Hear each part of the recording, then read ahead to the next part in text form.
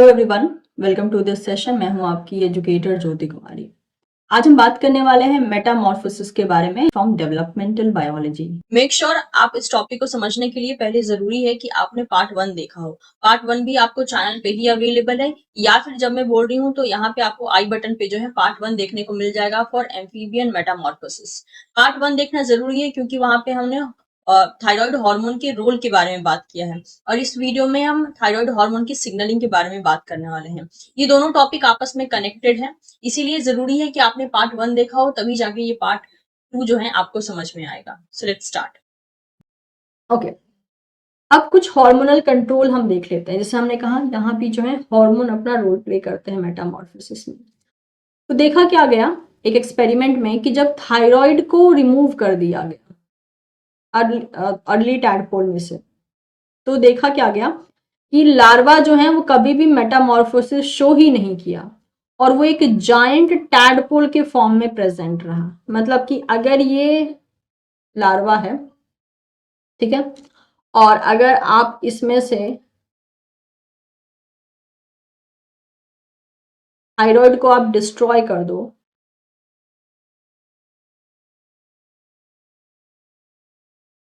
ठीक है, तो क्या होगा यार, थायराइड का जो सोर्स है उसको डिस्ट्रॉय कर दोगे तो क्या होगा, that is there is no metamorphosis, no metamorphosis, और as a result of that it is giant tadpole बन जाएगा। आप गूगल करके देख सकते हैं जायंट टैडपोल कैसा दिखता है, कुछ ऐसे करके जायंट टैडपोल बन जाएगा। ठीक है, ओके।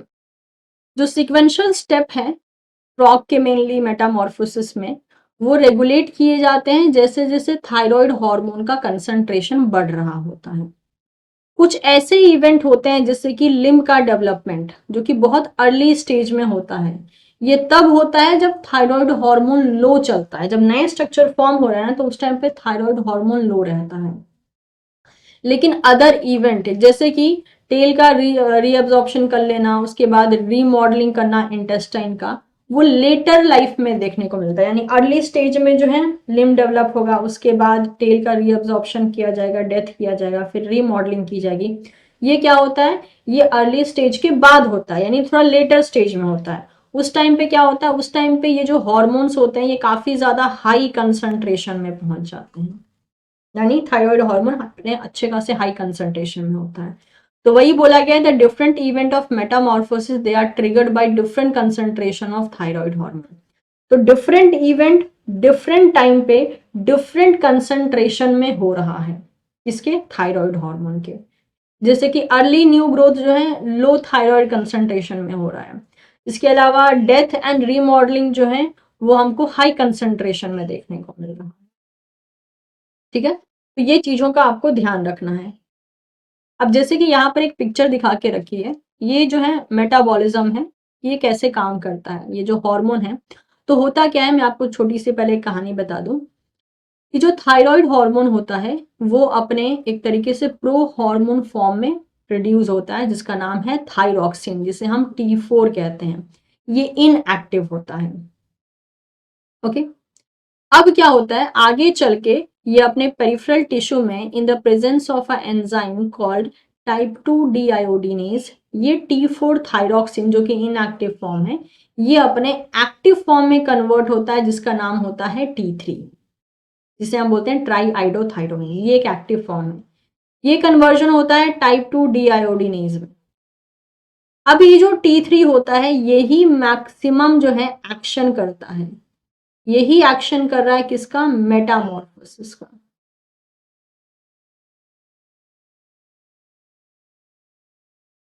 उसके बाद जब इसका काम हो जाता है तो T3 को इनएक्टिव किया जाता है with the help of a enzyme called T type 3 डीआयोडीनेज, और इसे कन्वर्ट कर दिया जाता है T2 में, दैट इज डाई आइडोथायरोनिन में, जो कि इनएक्टिव फॉर्म है। और आगे चल के जो है ये फर्दर टायरोसिन में कन्वर्ट हो सकता है। तो इस तरीके से कैसे ये बना, ठीक है, और किस एंजाइम ने कौन से फेज में कन्वर्जन किया और कैसे काम किया, ये चीज यहाँ पे बताई गई है आपको। ठीक है, तो अगर T3 हाई रहता है तो ही मेटामॉर्फोसिस होगी, और अगर T3 ना रहे तो फिर मेटामॉर्फोसिस नहीं होगी, चाहे बाकी प्रेजेंट ही क्यों ना रहे। Okay, so that is what mentioned the secretion of hormone thyroxine into the blood by thyroid gland, जो कि हमको देखने को मिला। उसके बाद T4 को कन्वर्ट किया जाता है उसके मोर एक्टिव फॉर्म में, जिसे हम कहते हैं T3 by the target tissue, यानी ये इसको हम मान लेते हैं कि भाई ये जो है ये टारगेट टिश्यू है, इसमें जो है T3 बनता है। उसके बाद T3 जो है अपने टारगेट टिश्यू से डिग्रेड किया जाता है। Once inside the cell T3 bind to the nuclear receptor. जैसे ही T3 सेल के अंदर होता है, T3 क्या करता है, T3 जो है अपने रिसेप्टर से बाइंड करता है। रिसेप्टर कैसा है, न्यूक्लियर रिसेप्टर, यानी न्यूक्लियस के अंदर पाया जाएगा। तो जैसे ही ये T3 अपने रिसेप्टर से बाइंड करता है, उस टाइम पे क्या करता है, ये जो है ये ट्रांसक्रिप्शनल रेगुलेशन करता है, जिसकी वजह से ये कुछ ऐसी जीन को एक्टिवेट करता है जो जीन किसमें मदद करेंगी, दैट इज मेटामॉर्फोसिस में मदद करेंगी।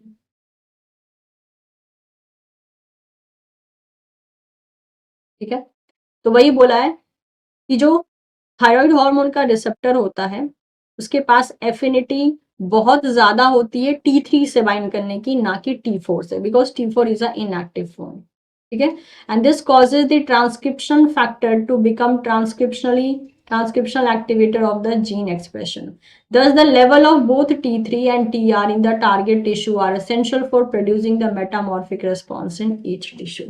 इसीलिए टारगेट टिश्यू में रिसेप्टर, थायराइड रिसेप्टर और T3 दोनों का होना जरूरी है, तभी जाके जो है आगे रिस्पॉन्स देखने को मिलेगा, मेटामॉर्फिक रिस्पॉन्स देखने को मिलेगा। ओके, और कन्वर्जन तो आपको बता ही दिया कि जो टाइप 2 डीआयोडीनेज है यह करता है, ये जो है T4 को T3 में कन्वर्ट करता है, जो कि मोस्ट एक्टिव फॉर्म है।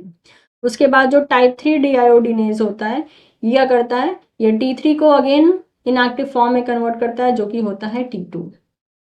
तो एक एक्सपेरिमेंट देखा गया, इस एक्सपेरिमेंट के अनुसार क्या देखा गया, tadpole that are genetically modified to overexpress type 3 deiodinase in their target tissue never complete metamorphosis। Tadpole में क्या किया गया, जेनेटिकली मॉडिफाई किया गया उसको by overexpressing this enzyme, ये एंजाइम का ओवर एक्सप्रेशन कर दिया। तो आप खुद सोचिए, ये एंजाइम अगर ओवर एक्सप्रेस हो गई तो T3 बनते ही T3 को वो T2 में कन्वर्ट कर देगी और T3 नहीं रह पाएगा। T3 अगर अगर वहां पे सिक्रेटेड फॉर्म में नहीं रह रहा है, जैसे वो अवेलेबल फॉर्म में नहीं रह रहा है, तो ऑब्वियसली वो मेटामॉर्फोसिस स्टार्ट नहीं कर पाएगा, राइट। तो टाइप 3 डीआयोडीनेज का अगर हम ओवर एक्सप्रेशन कर देते हैं तो हम मेटामॉर्फोसिस को रोक सकते हैं। Therefore the regulation of Metamorphosis involve the tissue specific regulation of form of a hormone that bind most effectively to its receptor। यहाँ पे इसकी भी कहानी आ गई। अब देखिए, क्योंकि यहाँ पे थायराइड हार्मोन की हमने बात कर ली है, तो थायराइड रिसेप्टर भी होगा, राइट। थायराइड हार्मोन का जो रिसेप्टर होता है वो एक न्यूक्लियर प्रोटीन है, यानी एक न्यूक्लियर रिसेप्टर है। इसके दो टाइप हो सकते हैं, एक होता है TR अल्फा यानी थायराइड हार्मोन रिसेप्टर अल्फा, जो कि वाइडली डिस्ट्रीब्यूटेड होता है ऑल टिश्यू में। ठीक है, इवन ये तब से भी प्रेजेंट रहता है जब से थायराइड ग्लैंड एक ऑर्गेनिज्म में बने भी नहीं होते हैं। और दूसरा होता है the gene encoding thyroid hormone receptor beta, that is TR beta. ये किसके द्वारा एक्टिवेट किया जाता है, ये एक दूसरा रिसेप्टर है, ये खुद एक्टिवेट किया जाता है थायराइड हार्मोन के द्वारा। यानी TR अल्फा पहले से ही प्रेजेंट रहेगा, लेकिन TR बीटा थायराइड हार्मोन बनने के बाद जो है प्रेजेंट अपनी अवेलेबिलिटी शो करेगा। TR बीटा जो है इसका लेवल बहुत लो पाया जाता है मेटामॉर्फोसिस शुरू होने से पहले। As the level of thyroid hormone increases during the metamorphosis, so do the intracellular level of a TR beta. तो मेटामॉर्फोसिस शुरू होने से पहले या बहुत स्टार्टिंग में जब मेटामॉर्फोसिस चल रहा है उस टाइम तक TR बीटा का लेवल एकदम लो है, क्योंकि TR बीटा का एक्टिवेशन थायराइड हार्मोन पे डिपेंड करता है। इसलिए थायराइड हार्मोन जब तक बनेगा नहीं, TR बीटा भी नहीं काम करेगा। लेकिन जैसे जैसे थायराइड हार्मोन इंक्रीज होता है वैसे वैसे टीआर बीटा का इंट्रासेलुलर कंसंट्रेशन भी बढ़ना शुरू हो जाता है। टीआर जो रिसेप्टर्स होते हैं वो अकेले काम नहीं करते हैं, वो डाइमर फॉर्म में काम करते हैं। डाइमर फॉर्म में किसके साथ काम करते हैं? रेटिनॉइड रिसेप्टर के साथ। मतलब मान लीजिए if this is a TR receptor, ठीक है, तो ये क्या करेगा, ये किसके साथ बाइंड करके काम करेगा? ये बाइंड करेगा रेटिनॉइड रिसेप्टर के साथ, जिसे हम आर एक्स आर कह सकते हैं। तो जब यहाँ पे हम थायराइड हार्मोन को लेके आएंगे, थायराइड हार्मोन इससे इस तरीके से बाइंड करेगा, उसके बाद जो है एक्शन करेगा। तो ये क्या बना दिया? ये बना दिया डाइमर। और ये कहाँ बनेगा? न्यूक्लियस के अंदर, बिकॉज ये नहीं बोलना है कि TR receptor is a nuclear receptor. तो वही बोला है, टीआर अकेला काम नहीं करता है, ये डाइमर बना के काम करता है रेटिनॉइड रिसेप्टर के साथ। तो टीआर और आर एक्स आर ये दोनों डाइमर बना लेते हैं, थायराइड हार्मोन से बाइंड करते हैं, और बाइंड करने के बाद जो है ट्रांसक्रिप्शन का, दैट इज हम यहाँ बोल सकते हैं ट्रांसक्रिप्शन को अप रेगुलेट करते हैं। तो ये क्या है? ये है बाउंड फॉर्म, यानी जब ये जो लिगेंड है यानी थायराइड हार्मोन जो है ये जब बाइंड कर गया है तो ये पॉजिटिव रिस्पॉन्स दे रहा है, right? This is a positive response. तो वही बोला है कि अगर ये अनबाउंडेड स्टेट में है, यानी T R R X R ये तो डाइमर हैं, लेकिन इन्होंने क्या किया है, इन्होंने थायराइड हार्मोन से बाइंड नहीं किया है, तो तब ये एक ट्रांसक्रिप्शनल रिप्रेसर की तरह काम करेंगे, जिससे कि वो हिस्टोन डीएसिटाइलेज एंजाइम को रिक्रूट कर लेंगे और अदर को रिप्रेसर प्रोटीन को रिक्रूट कर लेंगे अपने टारगेट जीन पे, और ट्रांसक्रिप्शन नहीं होने देंगे। जबकि ये डाइमर जब T3 के साथ बाइंड कर जाता है, T3 is what? T3 is a ligand. तो जब ये अपने लिगेंड के साथ बाइंड कर जाएंगे, जो केस मैंने यहाँ दिखाया था, ये एक केस, ये है बाउंड स्टेट।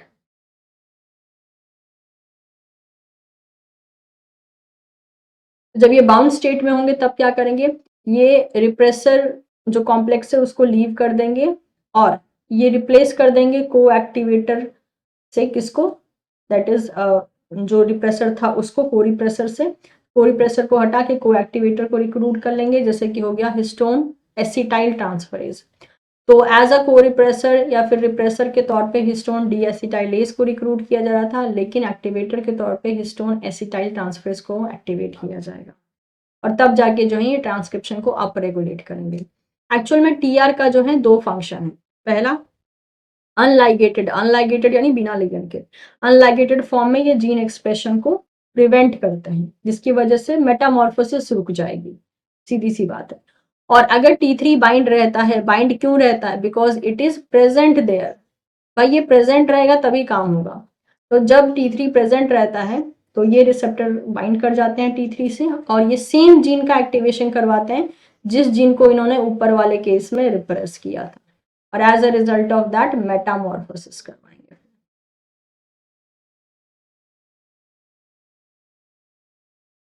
ठीक है, तो ये हो गई पूरी की पूरी कहानी।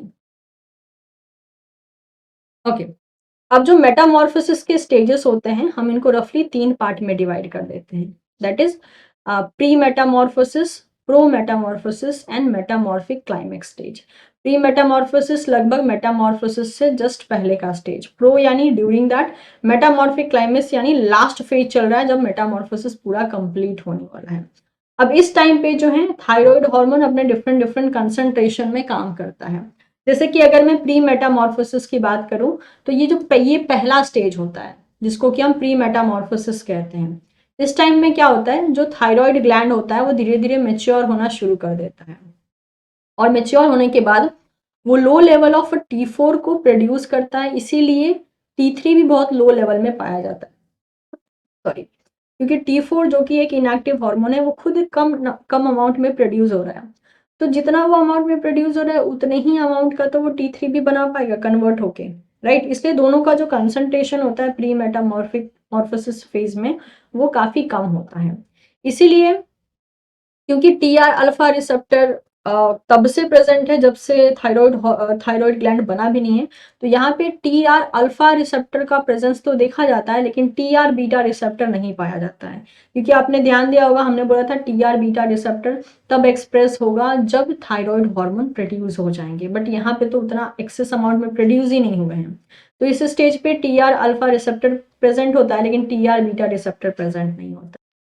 आगे चल के क्या होता है, the tissue that respond earliest to the thyroid hormone are those that express high level of a deiodinase 2 and thus can convert T4 directly into the T3। जो टिश्यू बहुत अर्ली स्टेज में थायराइड हार्मोन के लिए response देते हैं, वो वैसे वाले टिश्यू होते हैं जिनमें ऑलरेडी डीआयोडीनेज 2 एंजाइम एक्सप्रेस कर रहा है, क्योंकि सिर्फ वही टिश्यू क्या करते हैं, T4 को T3 में कन्वर्ट करके और उसके बाद उस T3 को जो है न्यूक्लियस में अपने एंट्री देते हैं, जहां पे अपने रिसेप्टर से बाइंड करके एक्शन करता है। The limb rudiment which have high level of both deiodinase 2 and TR alpha can convert T4 into T3 and use it immediately through the TR alpha receptor. तो ऐसे लिम्ब के part जहां पर high level of डीआयोडीनेज 2 पाया जाता है and TR alpha पाया जाता है, वो स्ट्रक्चर्स क्या करते हैं, T4 को तुरंत T3 में बना देते हैं और इमीडिएटली उस T3 को TR अल्फा रिसेप्टर के द्वारा इस्तेमाल कर लेते हैं और सिग्नलिंग चला देते हैं। Thus, during the early stage of metamorphosis, जिसे हम प्री मेटामॉर्फोसिस कहते हैं, the limb rudiment are able to receive thyroid hormone and use it to initiate the leg development। हमने कहा था तो प्री मेटामॉर्फोसिस के टाइम पे क्या हो रहा है, नया स्ट्रक्चर फॉर्म हो रहा है, और हमने कहा था कि नए स्ट्रक्चर को फॉर्म करने के लिए क्या चाहिए, लो लेवल उस टाइम पे थायराइड हार्मोन का रहता है। तो वही चीज यहाँ बताई गई है। इस केस में जो है, इस केस में हमको T4 भी लो देखने को मिल रहा है एंड T3 भी लो देखने को मिल रहा है, लेकिन यही जो लो कंसंट्रेशन होता है, उसी लो कंसंट्रेशन में दैट इज डिस्टल पार्ट यानी हाइंड लिम्ब का डेवलपमेंट होता है।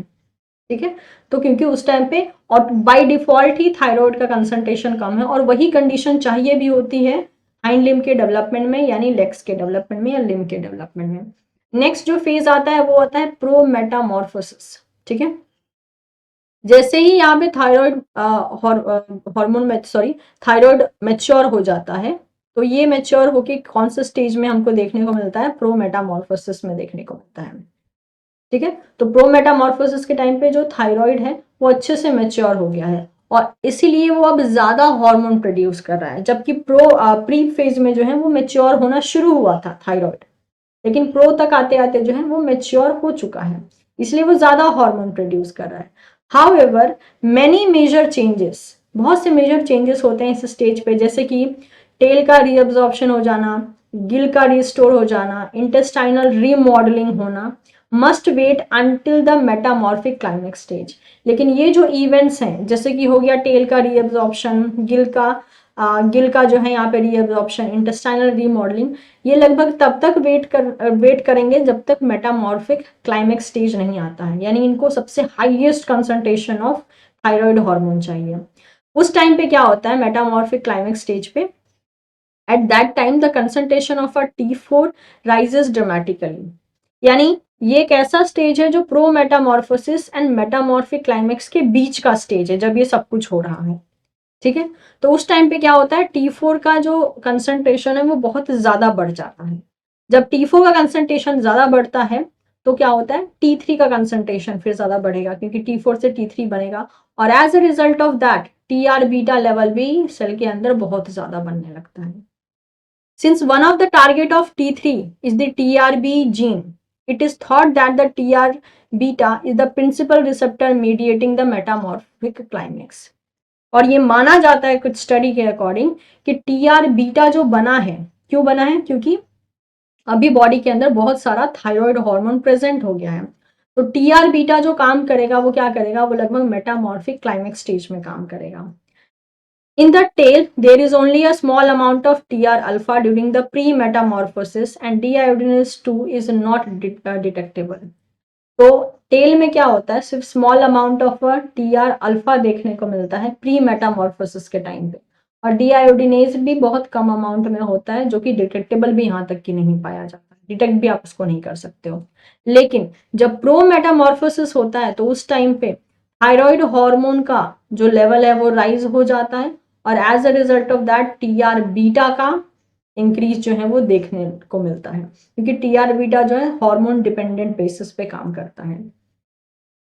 नेक्स्ट जो आता है हमारे पास that is metamorphic climax stage. ठीक है, so at metamorphic climax stage deiodinase 2 is expressed. ठीक है, and the tail begin to reabsorb.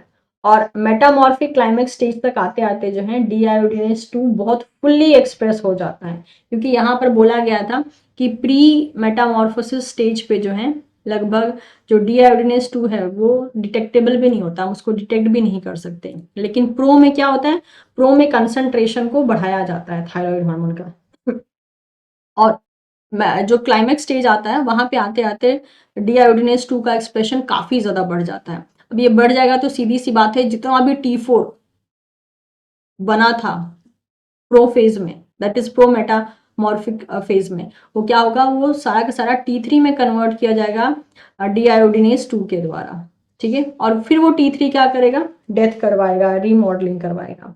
In this way the tail undergo absorption after only after the leg are functional. तो इस तरीके से पहले leg को फंक्शनल बनाया गया, क्यों, क्योंकि लेग कब बनेगा, जब थायराइड हार्मोन का कंसंट्रेशन कम रहेगा, तो इसलिए पहले लेग को बनाया गया, उसको फंक्शनल बनाया गया। उसके बाद थायराइड हार्मोन का कंसंट्रेशन बढ़ाया गया, तब जाकर जो है टेल को बॉडी से धीरे धीरे हटाने की तैयारी होने लगी। Otherwise the poor amphibian would have no means to locomotion, क्योंकि अगर आप टेल को भी एक साथ हटा दो जो कि टैडपोल में लोकोमोशन दे रहा था, मूवमेंट दे रहा था, और लेग भी नहीं बने, तो फिर वो टैडपोल मूव कैसे करेगा। इसलिए लेग पहले बनाया जाता है और टेल को फिर बाद में बॉडी से हटाया जाता है। और टेल बॉडी से तब हटेगा जब T3 का कंसंट्रेशन बॉडी में हाई रहेगा, लेकिन लेग कब बन रहे हैं, जब थायराइड हार्मोन कंसंट्रेशन बॉडी में लो है। The wisdom of frog is simple, never get rid of your tail before your legs are working. ठीक है, तो ये हो गया आपके stages, that is pre metamorphosis, pro metamorphosis and metamorphic climax stage में क्या हो रहा है। एक तरीके से मेटामॉर्फिक क्लाइमेक्स स्टेज जो है हमारा लास्ट स्टेज हो जाता है, उसमें और भी इवेंट होते हैं। जैसे आप देख सकते हैं यहाँ पर, ये जो है ए पिक्चर में आप देख सकते हैं, ये रहा नीचे की तरफ टैडपोल और ये रहा एक तरीके से फ्रॉग। ठीक है, उसके बाद बी फेज में जो है ये हो गया है क्या, दैट इज प्री फेज है, ये प्री मेटामॉर्फोसिस फेज है। एंड देन सी वाला जो है this is a pro metamorphic stage. And C में जो है यहाँ पे मेटामॉर्फिक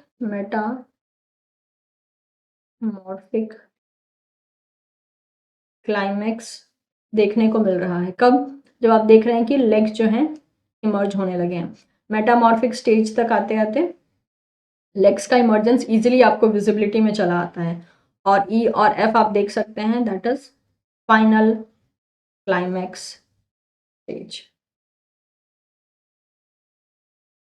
ठीक है, यहाँ पे क्या हो रहा है, यहाँ पे जस्ट स्टार्ट हो रहा है, इनिशिएट हो रहा है। मेटामॉर्फिक क्लाइमेक्स स्टेज जो है इनिशिएट हो रहा है, यहाँ पे क्या हो गया, स्टेब्लिश हो गया है। ये हो गया पूरा आपका फ्रॉग का मेटामॉर्फोसिस किस तरीके से हो रहा है।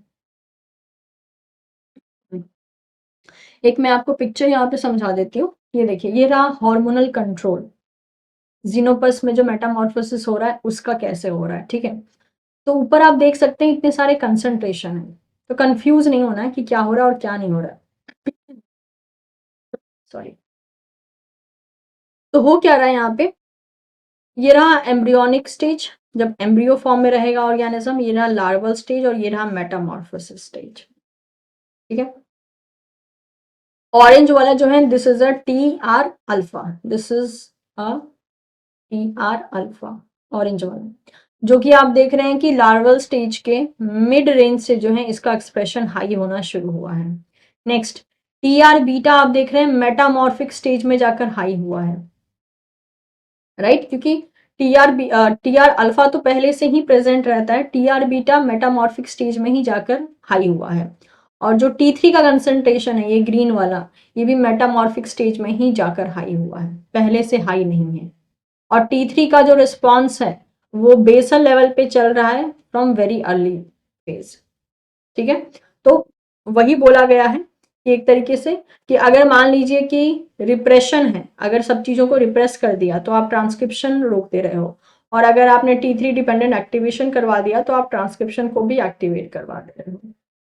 ओके, तो जब एम्ब्रियोनिक स्टेज की हम बात करते हैं ना, तो एम्ब्रियोनिक स्टेज में जो टीआर और टी3 होते हैं उनका एक्टिवेशन इंडिपेंडेंट होता है। क्यों?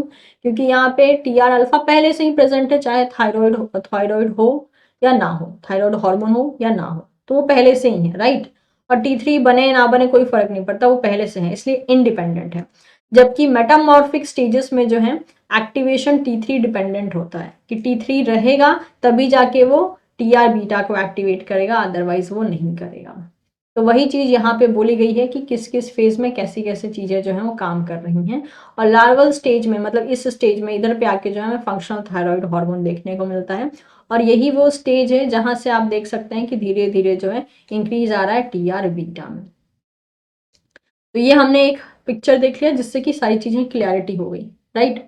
अब अगर हम बात करें यहाँ पे एक लास्ट कंक्लूसिव पॉइंट की, तो हमको ये चीज समझ में आ गया कि T3 और TR जो हैं वो डिफरेंट रीजन में डिफरेंट टाइम पे डिफरेंट फंक्शन परफॉर्म कर रहे हैं।